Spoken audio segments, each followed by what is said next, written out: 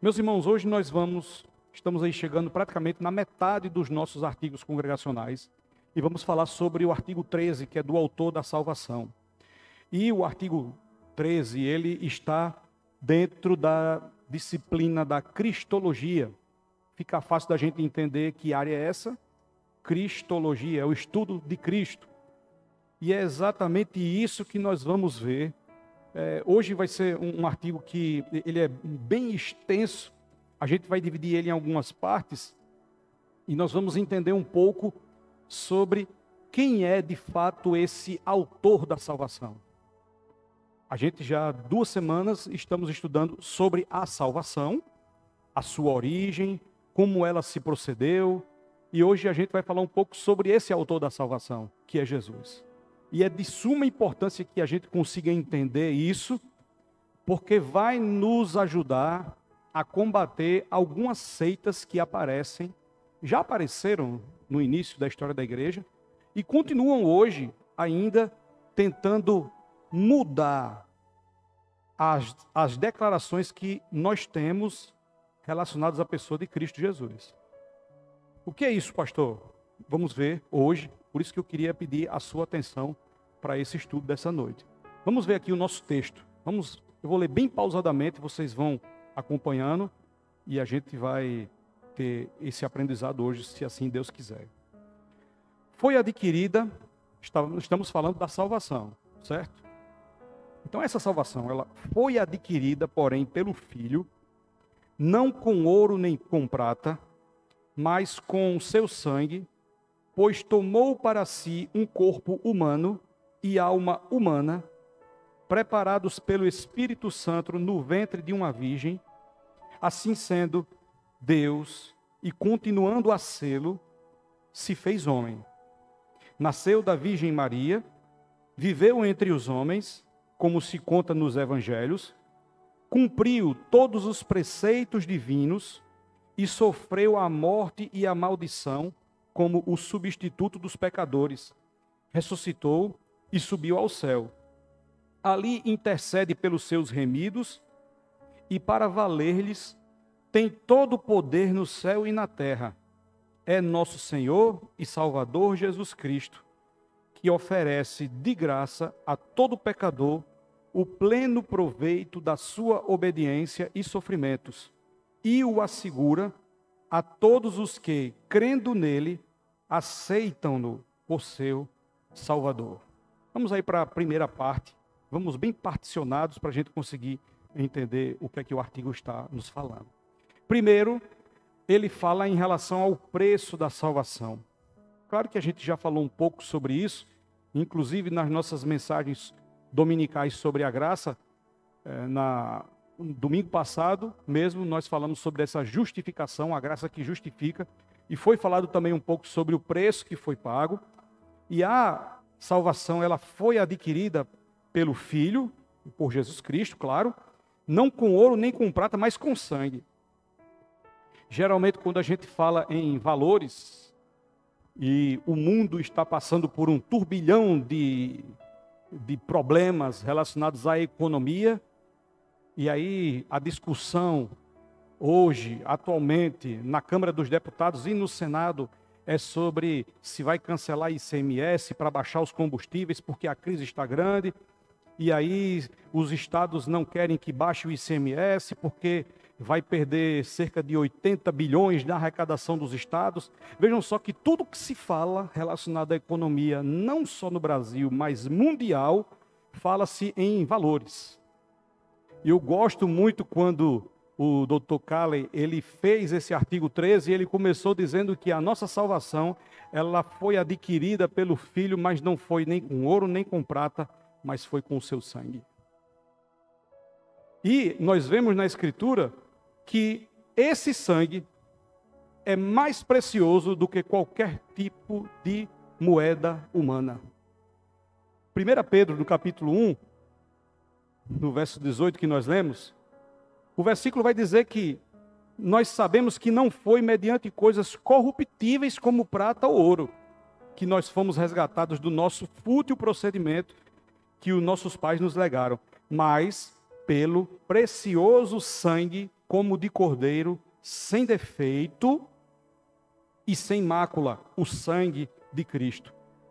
É muito importante a gente entender quando o apóstolo Pedro ele vai dizer que é pelo precioso sangue, como de cordeiro. Não é um sangue de cordeiro, mas é como de cordeiro, sem defeito e sem mácula, sem mancha. É o sangue de Cristo que é puro. Nós vamos entender um pouco por que ele faz essa comparação do cordeiro. E Paulo escrevendo a primeira carta aos Coríntios, capítulo 6, verso 20, ele vai dizer que nós fomos comprados por preço.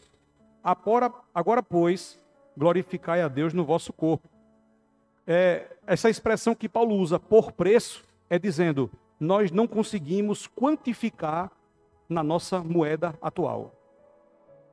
E a gente tem uma canção que eu acho muito bonita, que é Vim para Adorar-te. Tem algumas pessoas bem radicais que não gostam de cantá-la, principalmente uma parte da canção que diz que eu nunca saberei o preço. Não tem essa parte da música, né? Eu nunca saberei o preço dos meus pecados na cruz. É claro que nós sabemos qual foi o preço. O preço foi o sangue do Cordeiro. Mas eu gosto da canção porque quando afirma que eu nunca saberei o preço em valores humanos. Jamais nós saberemos. E aí é por isso que Paulo ele vai dizer na sua primeira carta, capítulo 6, fostes comprados por preço porque foi um valor que nós não podemos medir jamais. Então, eu nunca saberei o preço. Isso é verdade? Sim. Isso é verdade porque, em termos humanos, nós não vamos saber o preço. Mas nós sabemos qual foi o preço, que foi o sangue precioso, sem mácula e sem defeito, e um sangue como de cordeiro. Quando vai falar em sangue como de cordeiro, a gente está se remetendo ao Antigo Testamento, quando existiam os sacrifícios ali, e de fato eram os cordeiros que eram sacrificados, com o objetivo de perdão de pecados momentâneo. Por que perdão de pecados momentâneo? Porque não eram definitivamente que isso acontecia. Então, o sacrifício de Jesus, ele não foi momentâneo, mas ele foi um sacrifício definitivo. E aí a gente consegue fazer um paralelo entre o sacrifício de Jesus como de cordeiro. Como era esse sacrifício do cordeiro no Antigo Testamento? A gente tinha ali a parte cerimonial, era feito ali, inicialmente Deus mandou fazer ali Moisés, um tabernáculo, tinha toda uma estrutura, o tabernáculo, em que se era realizado o sacrifício. Depois isso passou para o templo, ali, depois com Salomão, e depois os sacerdotes eles faziam isso, e uma vez por ano, as pessoas levavam os seus sacrifícios ali para o templo, e o sumo sacerdote fazia esse cerimonial que simbolizava, por isso tem o caráter simbólico, simbolizava ali aquilo que poderia diminuir a ira de Deus. Lembrando que nós estamos estudando aqui, semana após semana, sobre a justiça de Deus, sobre toda a impiedade, sobre todo o pecado. Então, se Deus é justo, ele vai ter que punir o pecado. Não tem outra forma, por conta da sua justiça. Mas o sacrifício de um cordeiro, sem mancha, ele aplacava a ira de Deus. Por isso que era temporário, e as pessoas tinham que fazer isso todos os anos. O sumo sacerdote, ele inclusive entrava dentro do tabernáculo com todo um aparato, passava um tempo antes de consagração, e até nas suas próprias roupas, segundo os historiadores, o próprio texto bíblico também vai falar sobre isso, um pouco sobre os ornamentos sagrados, mas os historiadores vão dizer que existiam algumas lantejoulas na sua batina, que quando ele andava fazia alguns barulhos, e ele entrava com uma corda amarrada na sua cintura, no local chamado Santo dos Santos, para aspergir o sangue ali sobre a Arca da Aliança, e esperar a misericórdia de Deus sobre a vida dele, sobre a vida do povo, e se ele saísse vivo ali, do Santo dos Santos no tabernáculo, significava que durante um ano mais, Deus havia poupado o povo da destruição. Todos os anos, essa rotina tinha que ser realizada. Por isso que o sacrifício dos cordeiros eram temporários. É o que a gente chama na teologia de sombras. Você sabe o que é uma sombra. Se a gente apaga essa luz e eu coloco uma luz aqui por trás para me projetar aqui na frente, a sombra é só uma projeção. Mas não significa que a sombra sou eu. Tanto é que se alguém for se agarrar com essa sombra, vai cair com a cara no chão. Sombra só faz projetar, só faz apontar para aquilo que é real. Isso é que era o Cordeiro. Mas e aí Jesus? Que é o que o apóstolo Pedro fala na primeira carta, e que Pedro fala na primeira carta, e Paulo também fala em 1 Coríntios capítulo 6. Jesus, ao contrário de ser um sacrifício cerimonial, puramente cerimonial, como um sumo sacerdote entrando dentro de um templo ou do tabernáculo e realizando aquilo ali, o sacrifício dele ele foi espiritual. Porque a cerimônia não foi simplesmente uma cerimônia, mas foi algo da vontade de Deus que foi realizado pelo próprio Deus, que Jesus era Deus. E é bom porque a Escritura diz que ele era esse sumo sacerdote. Ele era o sumo sacerdote e ele mesmo era o próprio Cordeiro. João Batista, quando vê ele ali chegando perto do Jordão, ele diz que eis o Cordeiro de Deus que tira todo o pecado do mundo. Jesus era o sumo sacerdote e Jesus era o Cordeiro que seria sacrificado. Mas ao contrário do sacrifício simbólico do Cordeiro, o sacrifício de Jesus era e foi real. Não simbolizava nada, mas era o próprio sacrifício. E ao invés de aplacar a ira divina de maneira temporária, o texto aos Hebreus, que nós vamos ler daqui a pouco, vai dizer que ele serviu para comprar, pagar os pecados do passado, do presente e do futuro. É por isso que o sacrifício dos cordeiros no Antigo Testamento, eles eram sombras, projetavam, mas apontavam para o sacrifício definitivo, que foi do Cordeiro de Deus, Jesus Cristo na cruz. Irmãos, o texto de Hebreus capítulo 10, verso 10 a 12, vai falar exatamente sobre isso. Vai dizer, nessa vontade é que temos sido santificados mediante a oferta do corpo de Jesus Cristo, uma vez por todas.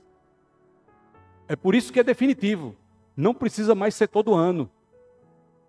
Eu conheci um rapaz que trabalhou comigo muitos anos, muito gente boa. Ele não era crente, cristão, evangélico, mas ele tinha um pouco dessa herança do Antigo Testamento dentro da sua cosmovisão, de que todo ano ele deveria realizar uma caridade para ele poder achar a graça de Deus. E aí ele fazia questão de dizer qual era a sua caridade ali para nós, colegas de trabalho. Porque todos os anos a gente recebia uma cesta de Natal, no final do ano, né? Geralmente algumas empresas realizam isso. E aí ele pegava essa cesta de Natal que recebia da empresa, ia no supermercado, comprava mais coisas, deixava uma cesta muito grande, e tinha uma pessoa bem pobrezinha que morava na sua rua, e aí ele entregava essa cesta, e ele chegava no trabalho dizendo, já fiz o meu papel durante esse ano, já fiz a minha caridade, então já fiz a minha boa ação. E aí tinha um dos rapazes que trabalhava com a gente, muito engraçado, ele dizia assim, mas rapaz, a boa ação tu só faz uma vez por ano, né? Aí ele ficava rindo assim, né? Mas ele tinha prazer de dizer isso. Isso, de certa forma, é um pouco dessa herança do Antigo Testamento que, às vezes, alguns hebreus tinham no seu coração. Eles ofereciam o sacrifício do cordeiro, ali, uma vez por ano, ficavam naquela expectativa para o sumo sacerdote sair do Santo dos Santos, com a certeza de que o Senhor Deus, Jeová, tinha aceitado o sacrifício, e aí, quando eles faziam aquele grande júbilo, porque eram vários dias de festa, quando o sumo sacerdote saía, voltavam para suas vidas e começavam novamente a realizar os seus pecados de maneira indiscriminada. É como, inclusive, o professor Rafael pregou aqui, domingo passado. Muita gente acha que vai ser salvo praticando obras da lei. Mas desde quando a salvação foi pela lei? Nunca foi pela lei. A lei só faz apontar o nosso pecado. Porque se fosse por cumprir a lei, aqueles que viviam como os fariseus, criando leis, inclusive, para poder cumprir, eles já estariam salvos.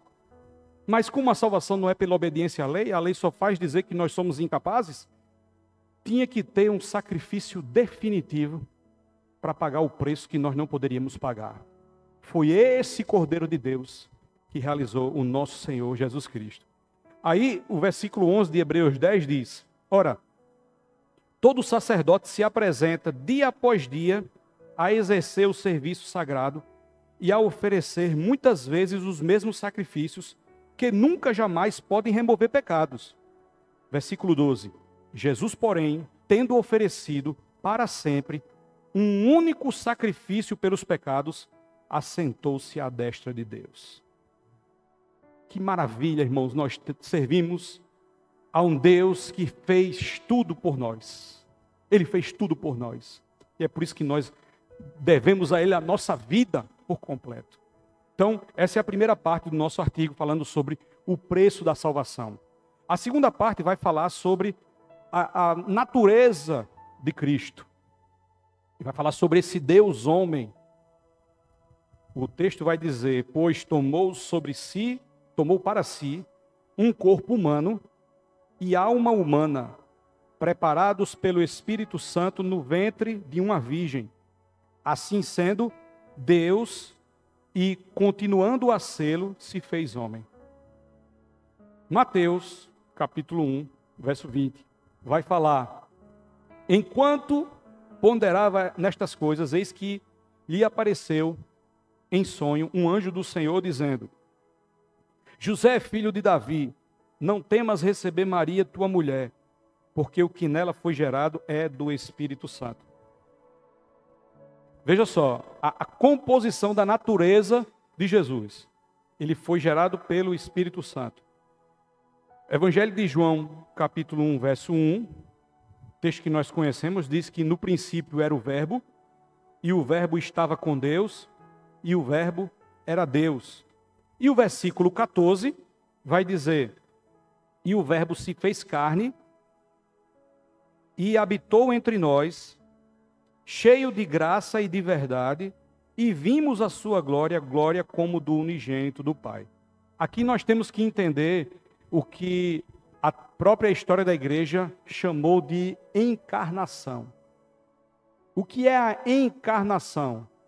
Primeira coisa que eu quero dizer é que não tem nada a ver com a doutrina do Espiritismo chamada reencarnação, que significa que você morre uma vez e aí a sua alma vai reencarnar em uma outra pessoa e depois a pessoa morre novamente e a alma da pessoa vai reencarnando em várias outras pessoas posteriormente. Não tem nada a ver com isso. A encarnação é uma doutrina teológica que a igreja reafirmou durante séculos, de que o Deus Todo-Poderoso, na segunda pessoa da Trindade, ela encarnou, ou seja, habitou entre nós, se fez homem. É exatamente isso que o nosso artigo congregacional está dizendo. Que Deus, ele tomou para si um corpo humano e alma humana, preparados pelo Espírito Santo, no ventre de uma virgem, e assim sendo Deus e continuando a ser Deus, se fez homem. Isso é a encarnação. É esse ato pelo qual a eterna pessoa, a segunda pessoa da Trindade, Jesus, assumiu para si mesmo uma humanidade. Então, já era Deus na eternidade, a segunda pessoa da Trindade. Só que no tempo e na história, ele assumiu para si uma natureza adicional. Se tornou homem. É por isso que o autor aos Colossenses, tem inclusive canções que falam sobre Colossenses capítulo 1, vai falar sobre esse grande milagre, de que é o milagre da encarnação. E o autor aos Hebreus vai dizer que Jesus Cristo era a expressão exata do ser de Deus. Porque a maneira milagrosa que Deus quis em a segunda pessoa da Trindade encarnar, foi para que nós pudéssemos ver e aprender muitas coisas com alguém que era nosso semelhante. Um ser humano, assim como nós. E aí, irmãos, por conta dessa dupla natureza de que Jesus tem, em sendo Deus e sendo homem, foi um prato cheio para várias religiões no decorrer da história vir criticar a nossa fé. E aí eu queria que você entendesse as várias visões e qual é a visão bíblica em relação à natureza de Jesus. A primeira visão é a visão de que Jesus é 100% homem. Maria, ela foi a mãe de Jesus Cristo e ela concebeu Jesus. Ela era noiva de José, carpinteiro, como nós sabemos de acordo com a Escritura. E várias pessoas que falam de que Jesus seria só e somente só 100% homem, vão afirmar de que essa questão de gerado pelo Espírito Santo, isso é questão da cabeça dos outros. Ele foi um homem bom, mas foi um homem gerado de um homem e uma mulher. Tanto tem pessoas que pensam assim, como tem pessoas também que ignoram esse tipo de doutrina. O fato é que aqueles que defendem que Jesus era 100% homem, não tem nenhum tipo de sustentação bíblica para defender isso. Porque se Jesus é 100% um homem, a partir do momento em que Jesus realiza um milagre que somente Deus poderia fazer, então ele deixa de ser 100% homem. Ele não pode ser. Ou mesmo alguém que foi enviado de Deus, de acordo com as pessoas que acreditam nisso, está andando aqui no meio do povo, e vem alguém e se ajoelha perante ele, e ele recebe a adoração como se fosse Deus, então isso seria uma blasfêmia. E a gente sabe que Jesus, ele recebeu a adoração de várias pessoas. Pessoas se prostravam perante ele, e ele nunca rejeitou, como os apóstolos rejeitaram. Você lembra? Os apóstolos, quando alguém era curado e ele se ajoelhava perante ele, ele se levante. Eu sou homem igual a você. Adore a Deus. Jesus, quando recebeu esse tipo de atitude, e eu poderia aqui elencar várias nas Escrituras, nunca negou a adoração. Isso é uma característica divina. Então, hoje a gente vê, de maneira bem conhecida, a gente tem várias religiões no decorrer da história que falaram isso, mas as Testemunhas de Jeová, hoje, são uma religião que defendem esse tipo de afirmação. Olha, Jesus, ele foi um profeta, ele foi de fato o Filho de Deus, ele foi sim o Filho de Deus, mas ele não era Deus. Para as Testemunhas de Jeová, só existe a primeira pessoa, que é Deus, e o restante são só formas de trabalho desse Deus. A gente já estudou aqui sobre a Trindade, dentro dos próprios artigos congregacionais, e a gente sabe que não existe somente uma pessoa com natureza divina. Nós temos três pessoas, mas com a mesma essência divina. O Pai é a primeira pessoa, o Filho, que é Jesus Cristo, é a segunda pessoa, que durante a eternidade era somente a segunda pessoa, mas no tempo e na história encarnou, e aí tornou forma humana, como nós estamos vendo hoje. E a terceira pessoa foi o Espírito Santo, que sempre existiu, essas três pessoas, em toda a eternidade, como nós já estudamos, mas o Espírito Santo aplicou a mensagem do Evangelho no coração daqueles que receberam a Cristo. É interessante por quê? Porque isso não é um assunto novo. Isso é um assunto que desde o primeiro século existem pessoas das outras religiões que vêm criticar a fé. Então, é bom que a gente já deixe claro o seguinte: esse tipo de afirmação não é bíblica, porque Jesus não era 100% somente homem. Já que ele recebeu adoração, já que ele perdoou pecados de outras pessoas, coisa que somente Deus poderia fazer, já que ele fez grandes milagres, já que ele trouxe pessoas da morte para a vida, características divinas que nós vemos aqui na pessoa de Cristo. Também tem outra teoria que é a teoria de que Jesus era 100% Deus. Jesus fez todos esses milagres. Jesus perdoou pecados. Jesus, ele não tinha pecado. Então, era 100% Deus. Bem, mas espera aí. E como é que a gente olhava e conseguia ver ele? Como é que os discípulos conseguiam tocar em Jesus Cristo? Como é que Jesus Cristo conseguia tocar nas pessoas? Então, aqueles durante a história que defendiam essa tese, diziam que Jesus era um espírito, só que um espírito evoluído, que na sua forma de aparecer, ele se parecia como um homem. E aí era, na época dos próprios apóstolos, principalmente o apóstolo João, ele lutou muito contra essa variação do gnosticismo, que era chamada docetismo, que dizia o seguinte: Jesus ele não é homem, ele parece somente com homem, mas ele não é homem. Qual é o problema, meus irmãos, da gente entender que Jesus ele era 100% Deus, mas não era homem? Parece ser algo mais aceitável do que a primeira. Concorda comigo? Jesus é 100% Deus. É 100% Deus, ele só se parece com homem. Parece ser mais aceitável. Ou não? O primeiro Adão não era homem? Não foi ele que transgrediu a lei? Então a dívida foi de um homem. Para pagar a dívida tinha que ser também 100% homem. É claro que, olhando para esse gráfico, na visão das testemunhas de Jeová, poderia ser 100% homem para pagar o preço. Já tinha sido atendido aqui, o requisito. Porém, também não iria conseguir pagar 100% o preço, porque se alguém é 100% homem, como nós já estudamos, tem a natureza pecaminosa. Foi gerado nos mesmos moldes de que todos os homens, herdou a natureza pecaminosa de Adão. E então, se é um pecador, como é que pode ser um sacrifício de um cordeiro sem mácula, sem mancha? Nunca seria possível.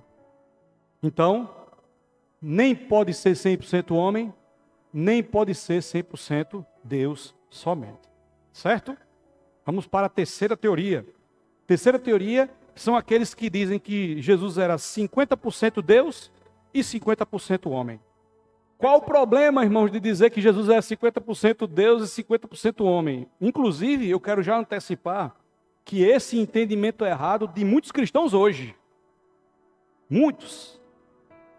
Pessoas que fazem a chamada dicotomia entre o homem e Deus. É como se fosse o seguinte: Jesus ele é particionado. 50% de natureza divina, 50% de natureza humana. Só que em algum momento, uma dessas naturezas ela vai prevalecer sobre a outra. Quem defende isso diz que só a parte humana foi que fez o sacrifício. E a parte divina teve que se desvencilhar nessa hora, ou seja, era como se saísse uma áurea dele assim, pronto, agora a parte humana faz a sua parte. Aí quando Jesus ia realizar um milagre, parte humana, vem para cá, parte divina, vem para cá, entra aqui, Jesus realiza o milagre. E por aí vai. Irmãos, é muito complicado de se entender assim. Primeiro, porque nunca pode existir plenitude das duas naturezas. Nunca. E segundo, Jesus ele não tinha uma chave de liga e desliga para ligar e desligar os seus atributos, ou divinos ou humanos. Esse tipo de analogia ou entendimento, ele ao invés de trazer uma solução, apesar de que muitas vezes algumas pessoas usam esse argumento para tentar trazer um entendimento, mas vai trazer mais problemas do que soluções. Por um motivo simples. Isso não é bíblico. A Bíblia em nenhum momento vai dizer, ou vai dar algum sinal para dizer de que Jesus era particionado, 50% de um jeito e 50% do outro. Então, irmãos, se não é nenhuma dessas três, como é que nós devemos entender a composição de Jesus? Da maneira como a Bíblia diz. Jesus era 100% Deus e Jesus era 100% homem. Esse é o entendimento bíblico, porque Jesus ele não era cortado. mas ele era um. Quando a gente olhava para Jesus, a gente não, os discípulos, os apóstolos, os contemporâneos, eles olhavam e diziam o seguinte: olha, lá vem o Jesus Deus. Aí depois, quando Jesus se deitava, estava com fome, ou quando estava dormindo num barco, ali é o Jesus homem. Não existe o Jesus homem e o Jesus Deus. Existe Jesus, uma única pessoa encarnada que era 100% Deus e era 100% homem. Era a união dessas duas naturezas na pessoa de Cristo, que é o que a teologia chama de união hipostática. É uma palavra difícil, né? Mais difícil do que nome de remédio, mas para dizer de que Jesus ele não poderia ser cortado, cerrado no meio. Ele era um só. Ele era 100% homem e 100% Deus. Colossenses capítulo 1, versos 19 e 20 diz que porque aprouve a Deus que nele residisse toda a plenitude, olha só, toda a plenitude, e que havendo feito a paz pelo sangue da sua cruz, por meio dele, reconciliasse consigo todas as coisas, quer sobre a terra, quer sobre os céus. Esse é o nosso Deus, Jesus Cristo, que deixou a sua glória e encarnou para poder pagar o preço que nós não poderíamos. Louvado seja Deus por isso. E aí é o que a terceira parte do nosso artigo vai falar sobre o propósito pelo qual tudo isso aconteceu. Qual é o propósito pelo qual tudo isso aconteceu? Jesus, ele nasceu da Virgem Maria, viveu entre os homens, como se conta nos evangelhos, cumpriu todos os preceitos divinos e sofreu a morte e a maldição como o substituto dos pecadores. Atos capítulo 10, verso 38, diz: como Deus ungiu a Jesus de Nazaré, com o Espírito Santo e com poder, o qual andou por toda parte, fazendo o bem e curando a todos os oprimidos do diabo, porque Deus era com ele. Olha só, é o que o artigo vai nos afirmar, dizendo que Jesus ele viveu entre os homens como se conta nos evangelhos, ou seja, o texto de Atos 10 vai dizer que ele andou por toda parte. Como homem, ele fez isso ali e ele teria que cumprir esse propósito. E aí, o Atos capítulo 10 vai dizer que era fazendo o bem e curando a todos os oprimidos do diabo, porque Deus era com ele. João 17, verso 4, Jesus ele diz, olha, diz para o Pai, Pai, eu te glorifiquei na terra, consumando a obra que me confiaste para fazer. Jesus ele tinha um propósito, e ele realizou, ele executou esse propósito. Gálatas, capítulo 3, verso 13, diz que Cristo nos resgatou da maldição da lei, fazendo-se ele próprio maldição em nosso lugar, porque está escrito, maldito todo aquele que for pendurado em madeiro. Isso significa, irmãos, que ele foi o substituto, o nosso substituto, recebendo a maldição dos nossos pecados. Esse aí é o milagre da substituição. Ele veio e cumpriu aquilo que ele deveria cumprir. Ele se fez ali a maldição da lei, se fazendo a maldição em nosso lugar. Então, nós não podemos crer jamais que precisamos de uma outra coisa para nos confiar de que nós somos salvos. É por isso que o crente ele tem que ter a certeza da sua salvação. Eu já perguntei a alguns crentes, algumas oportunidades, perguntando o seguinte: se você morrer hoje, para onde é que você vai? E a pessoa já é crente, já entregou sua vida a Cristo. E aí muitos crentes, eles dizem o seguinte: rapaz, hoje, se eu morrer hoje, eu acho que eu não sou salvo não, viu? Se fosse até ontem, eu acho que eu era salvo, mas hoje não, porque hoje eu fiz muita coisa errada, eu fiz isso, aquilo. Quando a pessoa diz isso, é porque ela não entendeu ainda qual foi o propósito do sacrifício de Cristo. Porque quando eu digo, ontem eu estava salvo, mas hoje já não dá, isso significa que você está querendo se confiar indiretamente em alguma obra sua para a salvação. Mas não existe nada que nem eu nem você possamos fazer para alcançar a salvação, porque Ele já fez tudo. Mas pastor, então quer dizer que se Ele já fez tudo, então eu posso viver por aí deitando e rolando, né pastor? Várias mulheres, tomando cachaça o dia todo, me drogando, mentindo, roubando, porque Jesus já fez tudo. É só eu crer nele, e eu já criei, então está tudo em ordem, né? Quem disse a você que está tudo em ordem?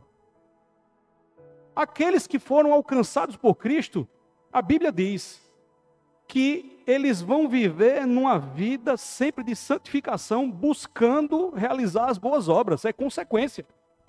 Então, quando vem um crente para mim e diz o seguinte, rapaz, então Jesus já fez tudo por mim, eu já estou seguro, então eu vou aqui fazer as minhas coisinhas que Jesus já me perdoou. Quando eu vejo um crente com esse tipo de pensamento, com esse tipo de procedimento, já me dá um forte indício que nunca ele nasceu de novo. Porque o nascido de Deus, ele pode até pecar, como nós pecamos. Mas a gente peca por deslize. A gente não fica fazendo planejamento de pecado. Rapaz, é o seguinte, viu? Deixa eu ver aqui. Eu sou crente. Minha mulher é até gente boa, viu? Mas esse ano eu vou trair ela só 3 vezes. Tem crente que vem para a igreja e trai a esposa e acha que está tudo em ordem. Sabe o que é isso? Falta de entendimento real das Escrituras, ou, de fato, nunca nasceu de novo. Porque o nascido de Deus, ele sempre procura viver uma vida de santificação. Se ele não tem esse sentimento, muita coisa está errada, viu? E a mais errada, talvez, é que ele nunca foi alcançado pela graça. Porque se ele tivesse sido alcançado pela graça, ele queria viver em adoração para o seu Senhor, fazendo a sua vontade, sempre, a tempo e a fora de tempo. O Evangelho de João, capítulo 10, no verso 27 ao 29, Jesus ele diz o seguinte: as minhas ovelhas ouvem a minha voz, eu as conheço e elas me seguem. Eu lhes dou a vida eterna, jamais perecerão. Quem está dizendo isso é Jesus. Jamais perecerão. E ninguém as arrebatará da minha mão. Aquilo que meu Pai me deu é maior do que tudo, e da mão do Pai ninguém pode arrebatar. Nós temos, irmãos, a certeza da salvação, não por nossos méritos, mas pelos méritos de Cristo na cruz do Calvário. Então, nós devemos ter essa certeza sim. Não é ter certeza da salvação de fulano nem de ciclano, é da sua salvação. Você tem que ter essa convicção. Então, se Cristo já pagou o preço por você, se alguém lhe perguntar, você tem certeza que se você morrer hoje, você vai estar salvo? O que é que você vai responder? Está em dúvida ainda vocês? Vocês, se morrerem hoje, têm certeza de que serão salvos? Sim. Se você não tem essa certeza, você tem que se converter. Porque você tem que entender o que Cristo fez por você na cruz do Calvário. Se você se confia nas suas obras, você não sabe o que é a graça. Não dependeu de você, dependeu dele. Foi ele que fez. Então, nós temos que entender o que diz a base bíblica da Escritura relacionada à salvação e à certeza da salvação. Certo? A igreja, inclusive luterana, no Catecismo Menor de Lutero, usou o credo apostólico, que inclusive muitos aqui conhecem, que já foram católicos romanos, eu mesmo sei de cor, e parece muito, não é, com essa terceira parte aqui do nosso artigo congregacional, quando o credo vai dizer, né, creio em Deus Pai Todo-Poderoso, Criador do céu e da terra, no seu Filho, Jesus Cristo, nasceu da Virgem Maria, padeceu sobre Pôncio Pilatos, foi crucificado, morto, sepultado, desceu à mansão dos mortos, ressuscitou ao 3º dia. Tudo isso vai dizer aqui no nosso artigo congregacional. Aí você pode dizer assim, mas pastor, misericórdia, o senhor está fazendo a reza, O credo apostólico católico, ele sempre foi a confissão de fé básica de todos os crentes, lá desde meados do primeiro e segundo século. Aí depois a Igreja Católica Romana transformou em orações repetidas, mas não se choque, né? O que existe ali é a verdade. É simplesmente uma declaração que a igreja tinha que aprender para poder se proteger, inclusive, das heresias que vinham contra a própria igreja. Então, essa parte, inclusive, estudando o artigo, a gente percebe que é bem parecido, porque é só afirmando quem era a pessoa de Cristo e como ele foi concebido, como ele viveu entre nós e aquilo que, de fato, ele fez para cumprir o propósito de Deus. Tá certo? Os credos, eles são importantes como sistematização da nossa doutrina. Inclusive, os nossos 28 artigos fazem parte, porque é um dos nossos credos.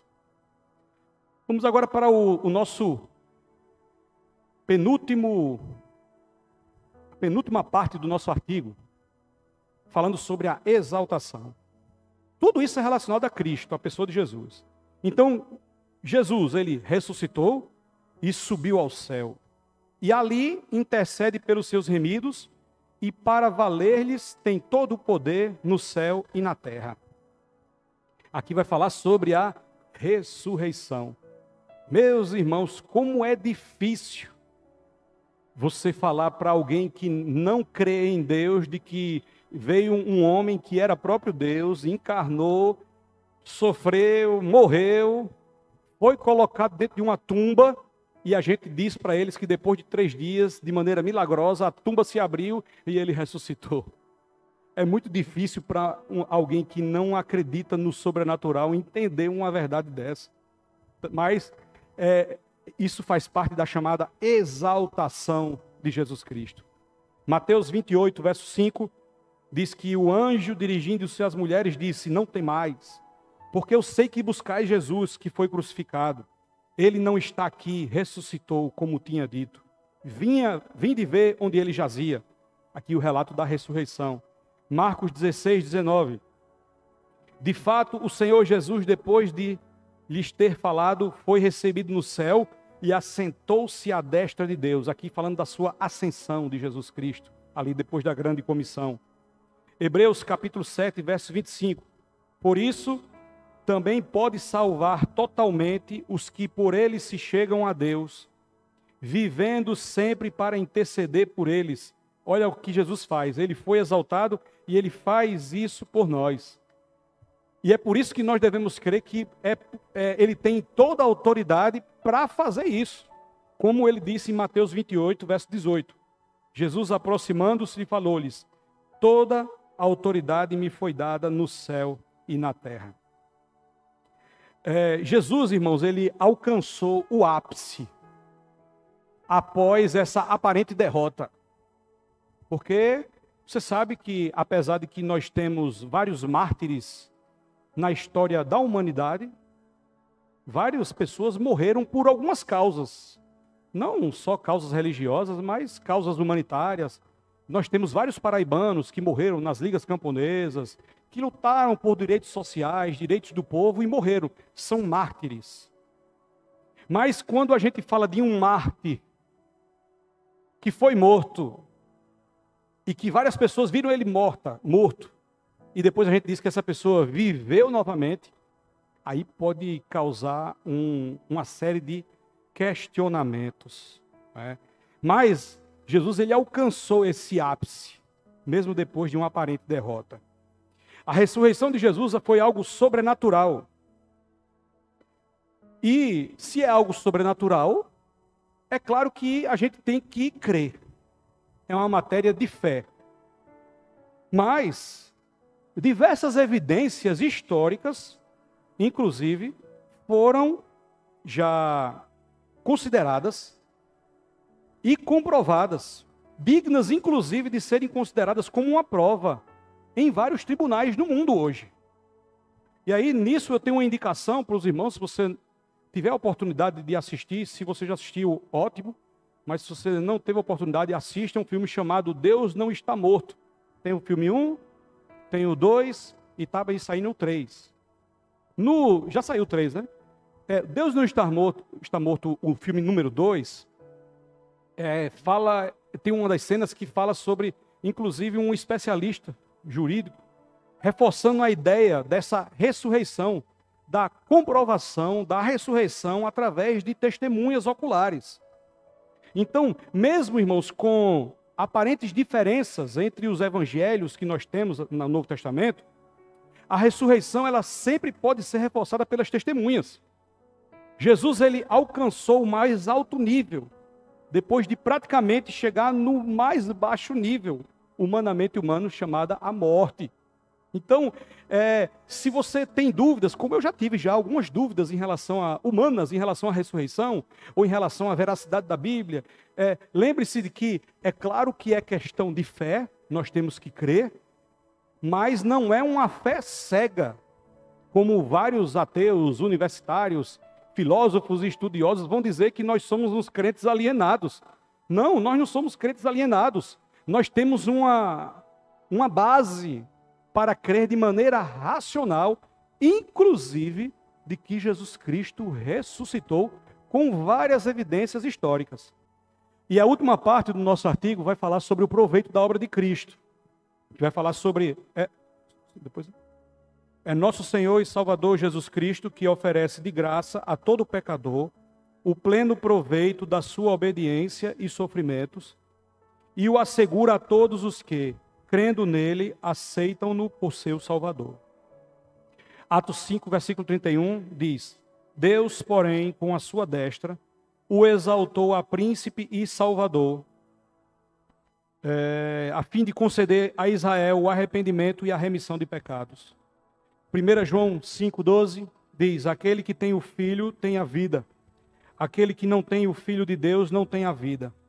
Isso significa que o proveito da obra de Cristo, esse pleno proveito que o artigo vai dizer, vai assegurar a todos aqueles que creem nele, que aceitam-no por seu Salvador, recebem de graça as dádivas do sacrifício que ele realizou por nós. Isso significa que nós temos a garantia do perdão dos nossos pecados. É mais um motivo pelo qual nós devemos ter a certeza da nossa salvação. Por quê? Porque o pleno proveito dos méritos dele conseguidos na cruz do Calvário fazem com que nós tenhamos essa garantia. Louvado seja Deus por tudo isso que ele fez por nós.